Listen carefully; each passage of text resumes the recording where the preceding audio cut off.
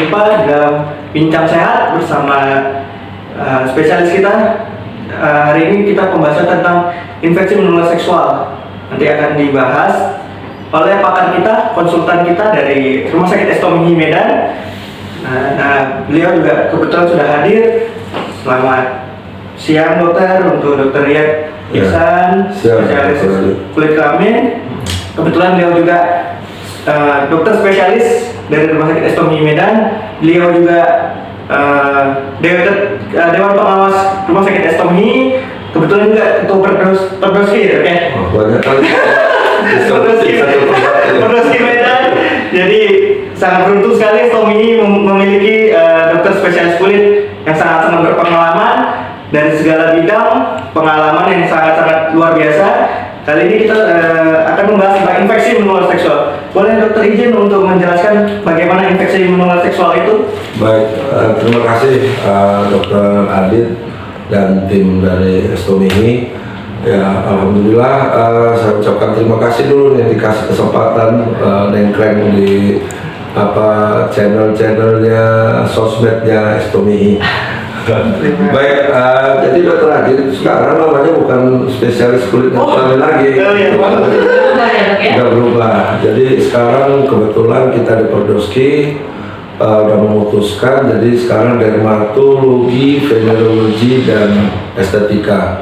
Jadi bahasa awamnya itu kulit, kelamin, dan kecantikan ya. Jadi bukan hanya perihal kulit, bukan hanya perihal penyakit-penyakit kelamin, tapi juga kecantikan itu masuk di dalam lingkupnya dokter-dokter spesialis DVE sekarang, bukan SPKK lagi. Jadi kita cerita apa nih Dokter Adit siang hari ini? Kalau iya, mungkin pertanyaan sedikit aja sih dok, nggak banyak-banyak. Cuman mungkin nanti agak panjang, sedikit tapi panjang. Jadi mungkin kita ingin mengetahui SPDVA itu dalam artian apakah SPDVA ini mencakupnya hanya kayak misalnya ada kayak penyakit apa yang harus ke SPDVA gitu dok? Oh, baik. Jadi SPDVA ini sekarang mencakup yang seperti saya sampaikan tadi tentang kulit, tentang kelamin, tentang kecantikan. Jadi segala hal mengenai kesehatan kulit, segala hal mengenai kesehatan kelamin dan penyakit kulit dan kelamin, serta segala hal tentang teknik dalam rangkaian kecantikan, penanganan kecantikan itu merupakan lingkupnya SPDVA nantinya ke depan sesuai kompetensi yang sudah dikeluarkan oleh kolegium. Nah, jadi kebetulan kita sudah diputuskan dan Kementerian Kesehatan juga sudah menyetujui, sehingga kita sudah berjalan sekarang menjadi SPDVA. Nah, itulah Dokter Adit. Berarti untuk menyingkat waktu juga, pertanyaan saya ini dokter, ini kan kita tentang pembahasan infeksi menular seksual ya dokter. Itu paling seru itu. Paling seru itu. Dan itu banyak terjadi di kota besar sebenarnya. Itu mungkin kita bisa sharing dokter gimana infeksi menular seksual itu. Terima kasih Dokter Adit. Jadi IMS nih atau bahasa kerennya kalau di Inggris itu jurnal-jurnal itu STDs, Sexual Transmitted Disease. Tapi kalau di kita IMS, infeksi menular seksual. Nah, jadi bukan hanya di kota besar, Dokter Adit. Banyak juga kasus kita, kebetulan banyak di kota besar karena dokternya banyak di kota besar. Tapi sebenarnya kasus-kasusnya di kota kecil pun cukup banyak kasus-kasus IMS yang kita jumpai saat ini. Kebetulan saja berobatnya ke kota besarnya, dalam hal ini kota Medan, gitu ya. Nah, IMS itu sendiri cukup banyak sebenarnya yang masuk dalam kategori penyakit-penyakit yang disebabkan oleh infeksi menular seksual.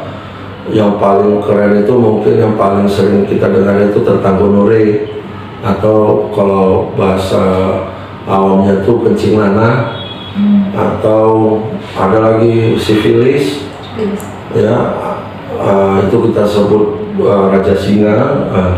Terus kemudian ada lagi kondiloma acuminata, itu gambarannya kalau seperti kutil, ya, kutil kelamin kita sebut. atau nanti yang sudah besarnya bisa menjadi seperti jengger ayam itu ya.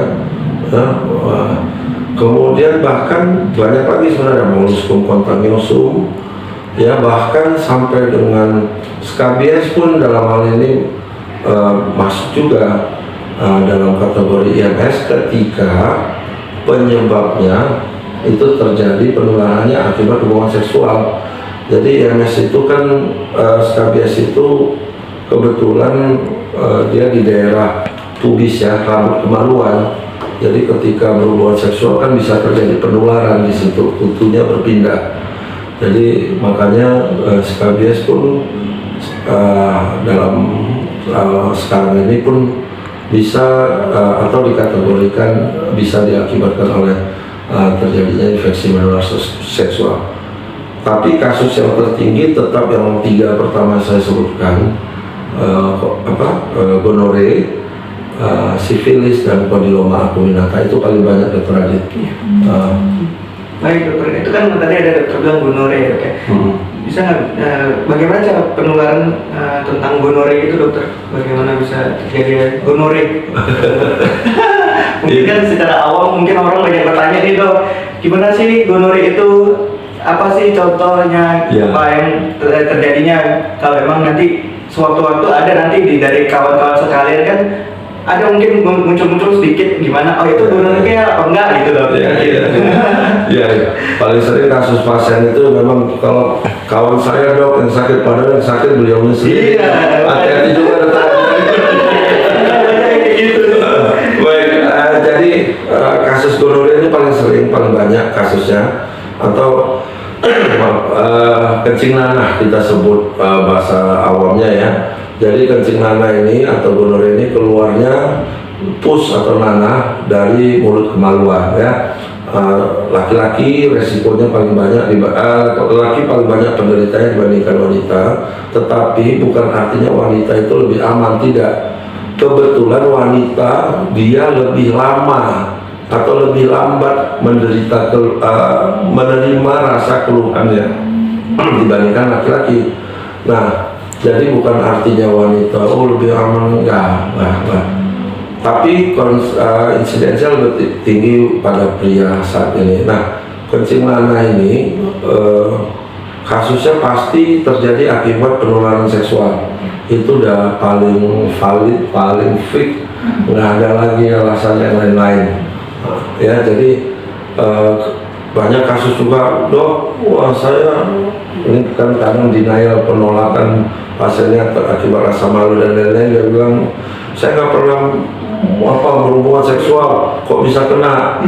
Apa mungkin ini mungkin dok, kemarin saya berenang di kolam renangnya ini langsung kena. Waduh, saya ya udahlah rasa itu pasien malu atau yang lain ya. Tapi tidak tertutup kemungkinan juga bisa dari hal lain, misalnya tempat masuk infeksi itu bukan memang hampir 100% akibat hubungan seksual, tetapi tidak menutup kemungkinan misalnya penggunaan celana dalam bersama-sama bergantian dengan teman yang lain, kemudian pemakaian handuk bersama-sama, itu bisa, tetapi tingkat resikonya kecil sekali gitu ya. Sama juga seperti sifilis juga begitu.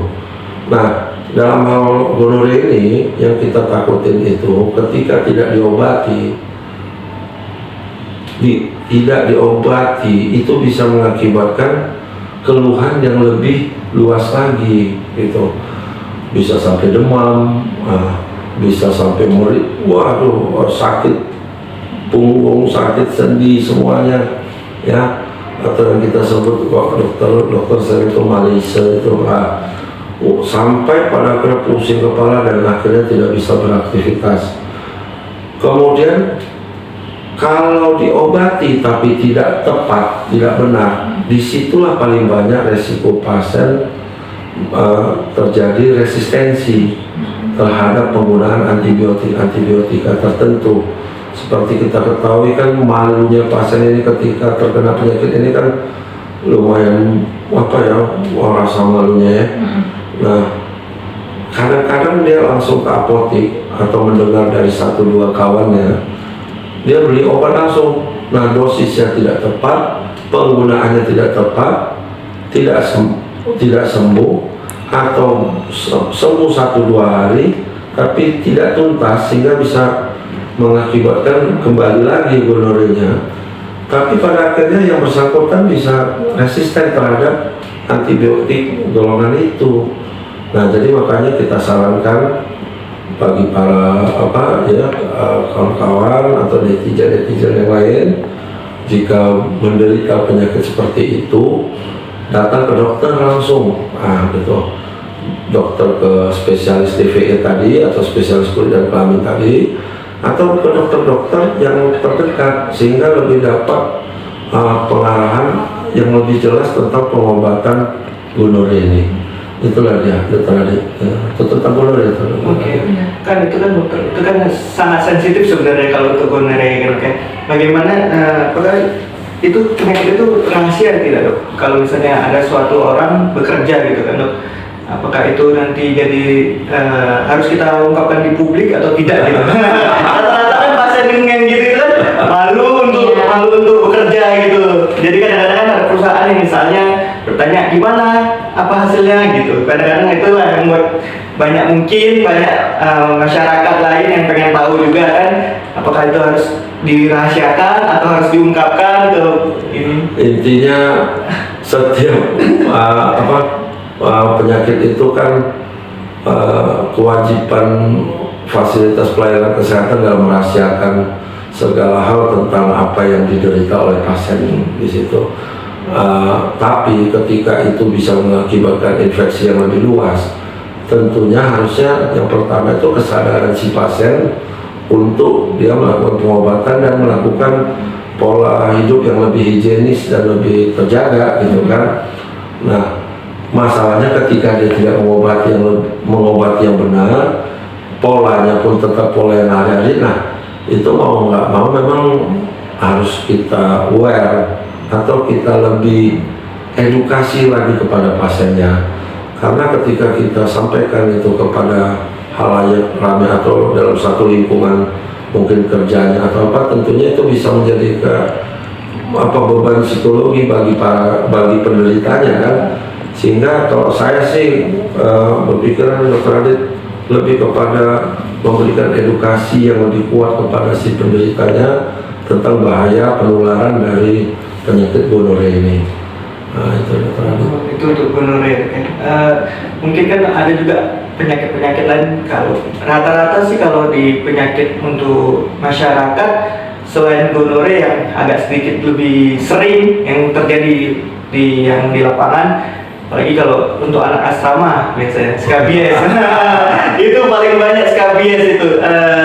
Dia gatal-gatal seluruh tubuh. Itu bagaimana ya, Dok, untuk kita penanganan secara awam atau kita mengenalnya gimana untuk biar masyarakat juga tahu harus apa yang dilakukan kalau emang sudah terjadi seperti itu, Dok? Gitu. Baik, skabies ya. Kalau skabies ini tadi termasuk IMS ketika dia terjadi penularan ketika melakukan hubungan seksual. Tetapi sebenarnya skabies itu tanpa hubungan seksual pun dia bisa dengan gampangnya tertular, terutama pada anak-anak asrama. Baik, kan biasanya di pesantren itu ada, di pondok-pondok ya, di kegiatan gereja teologi ya, atau pun ada biasanya itu ya, atau di tempat-tempat yang lain yang komunitas lingkungannya nginap di satu tempat gitu. Nah, satu hal yang pasti itu penyebabnya kutu, kutu ya. Dan kebetulan dia bagi si manusia yang menderita skabies ini, itu si skabiesnya atau si kutunya namanya Sarcoptes scabiei ini, dia senang banget ketika masuk ke kulit manusia karena makannya keratinnya kulit manusia, dan kerjanya itu nokturnal itu malam hari. Jadi sehingga penderita skabies khasnya itu gatal di malam hari. Jadi ketika mulai maghrib atau mulai masuk sore sampai puncaknya dia di tengah malam jam 12, jam 1, jam 11 itu gatal yang makin menjadi-jadi. dan dia ketika pagi dia akan menurun kembali karena kutunya karena tidur juga istirahat. Nah nanti sore dia mau mulai lagi. Nah intinya sih kebersihan ya. Jadi kadang-kadang anak-anak pondok ini atau anak-anak selama ini main-mainnya tempat tidur itu dijadikan salah satu sarana tempat mereka berkumpul dari mana-mana, sehingga ketika kawannya datang dari mana-mana duduknya di tempat tidurnya. Nah padahal mereka membawa dari mana-mana juga. Nah tempat tidur ini dijadikan tempat tidur tadi itu kan jadi tempat tidur kita ketika malam hari, nah atau tempat istirahat kita ya. Nah si pasien ini tidur ya dan punya waktu si kutu ini untuk menginfiltrasi masuk ke kulitnya. Kuncinya cuma satu, jaga kebersihan tempat tidur kita, tempat bahan-bahan kursi yang terutama itu dari bahan-bahan karpet dijemur, dibersihkan khusus untuk spraynya. Kalau untuk tempat tidur dicuci benar-benar, dijemur di bawah terik matahari ya, bukan di siang hari kan bisa mendung, di bawah terik matahari. Kursi juga gitu, karpet dia tempat aktivitas yang sering dia di situ, itu juga bisa jadi sumber penularan, sehingga jemur di bawah terik matahari. Kalau untuk pengobatannya sendiri pastinya kita berikan permetrin, permetrin ya. Kalau bahasa dagangnya itu stabimide biasanya. Nah itu pun penggunaan pemakaian obat-obatannya pun dia ada prosedur terapinya gitu ya. Jadi bukan seperti pemberian salep-salep biasa gitu, tapi dia ada polanya.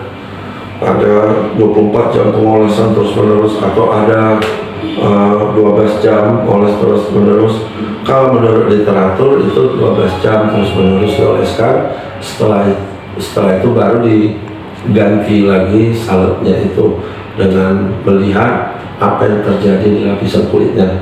Yang pasti kalau inflamasi kita berikan antiinflamasi, kalau dia ada luka kita berikan gentamicin ya, antibiotik salep ya. Tetapi kita harus berikan permetrin dulu, karena permetrin itu yang kalau nyamuk lawannya baygon, kalau si Sarcoptes camili lawannya permetrin itu. Nah itu dia terakhir. Langsung tuntas ya dok ya. Mungkin juga pertanyaannya, gimana kalau seandainya itu dia terasa lah gatal-gatal, itu kan apakah biasa pasien itu langsung ke berobat atau harus nunggu lagi, itu gimana? Biasanya kan itu banyak yang bertanya seperti itu dok. Nah yang paling enak itu dokter Adit, gatal garuk atau ambil sisir garuk lagi ya. Tapi intinya sebenarnya nggak ubahnya penyakit-penyakit lain ya, tapi karena ini kulit kita nampak di luar dan mudah dijangkau, itu kadang-kadang kita dengan pakai kuku aja garuk itu udah cukup enak. Padahal sebenarnya penggarukan yang dilakukan itu juga bisa mengakibatkan efek negatif bagi kulit kita, karena struktur kulit kita jadi rusak, bisa terbentuk jaringan parut atau jaringan ikat baru, sehingga kalau bahasa seremnya itu bisa jadi cacat kulit. Karena terbentuk scar atau luka, atopi dia melengkung ke dalam gitu ya, lengkungan ke dalamnya. Nah sebenarnya karena nampak aja, coba bandingkan sama sakit lambung, sakit mah kan, aduh agak panas sedikit, kenapa nggak masukkan aja AC atau kipas? Itu karena di dalam, kulitnya di luar, apa itu garuk, tapi sebenarnya itu nggak disarankan. Jadi kalau misalnya jumpa kasus seperti itu, segera aja datang ke dokter terdekat ya, lakukan pengobatan yang benar sehingga tidak terjadi kerusakan kulit yang seperti yang saya sebutkan tadi. Apalagi seperti Nita ini masih muda, nampaknya muda ya. Tapi untuk anak-anak muda lah, anak gadis gitu ya, yang masih cantik-cantik gitu ya, ketika penanganan itu tidak benar, kita lakukan garukan atau apa, kasihan kulitnya, stres juga, rusak, terbentuk jaringan ikat atau parut gitu ya. Keren juga sih pembahasan hari ini ya. Waktu dan tempat mungkin dokter Rian mungkin lagi banyak kegiatan di luar sana, jadi mungkin kita akhiri aja. Jadi intinya kawan-kawan semuanya, jika emang ada gatal-gatal ataupun ada binti-binti di daerah kelamin kita atau kulit kita, segera ke rumah sakit terdekat ataupun puskesmas terdekat. Kalau bisa silakan jumpain dokter Rian, spesialis kulit kelamin, SPDVI atau SPDVI di Rumah Sakit Estomi Medan. Nanti kita akan kasih tahu jadwal-jadwal beliau.